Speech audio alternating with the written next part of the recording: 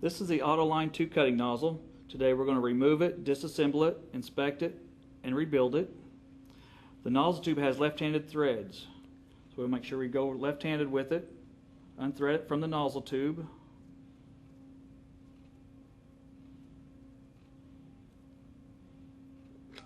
Pull it off. To remove the focusing tube, loosen up the retaining screw. To remove the body from the cap assembly, turn it 90 degrees, pull straight down. In here we have the orifice and the wear insert. It's very critical here to make the orifice with the nozzle tube. If that's not making a good connection right there, damage to your orifice and your nozzle tube can happen. To remove the orifice, pull it out. Inspect the sides of it for erosion. The wear insert, use a 9/32 Allen wrench to loosen it up. Pull it out. Inspect it for wear on the top and the abrasive inlet port. Check the O-rings on top, and there's one on the bottom. There's also an O-ring on the body. Clean it, inspect it, replace the O-rings if necessary. To install the wear insert back into the body, line the notch up with the pin in the body. Use your Allen wrench to tighten the set screw. Do not over tighten it. Damage can happen to the wear insert if you over tighten it. On the cap assembly, remove the handle. You have your abrasive feed tube, which has an O-ring in it. Inspect it for wear and damage. Replace it if necessary. When installing it, it will only go one direction.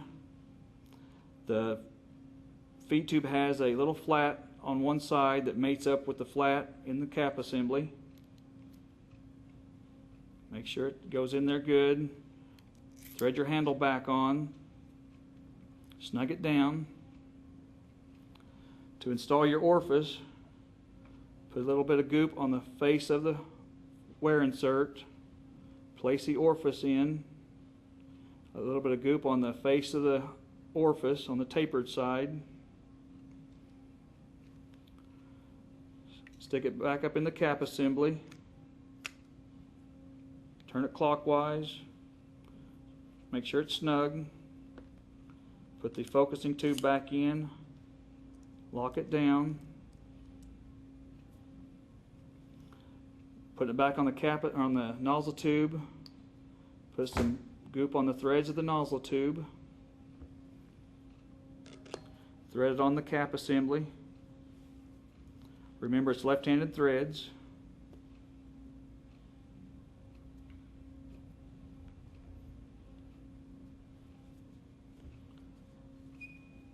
When it's snugged down, when you start it up, check for leakage from this weep hole right here. If water is dripping or spraying out of this weep hole, that means the orifice and the nozzle tube are not mating up in there. It's causing water to bypass and go around the orifice. So be sure to check water dripping from there and tighten if necessary.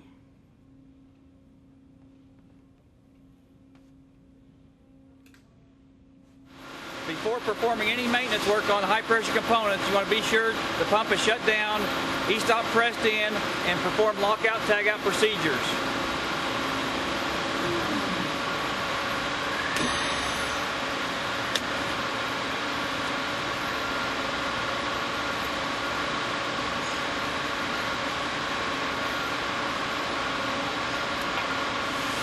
This is the installation of the Autoline 2 cutting nozzle.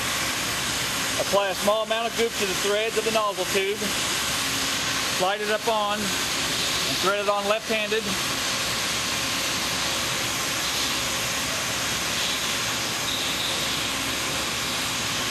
Thread it on until it bottoms out, then use the handle over here as leverage and give it a good tug. Make sure it's tight. Insert your abrasive hose over the feed tube. and you're ready to go. If we start that up and we have water dripping out of here, that means we do not have this tight enough between the orifice and the nozzle tube. We'll start it up and we'll give it a good spring here.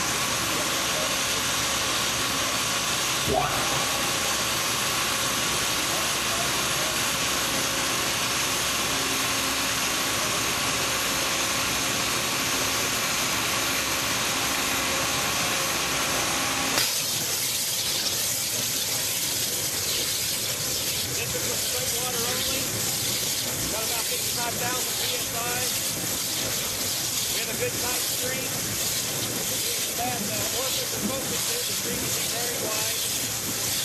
Not going to apply some abrasive to it.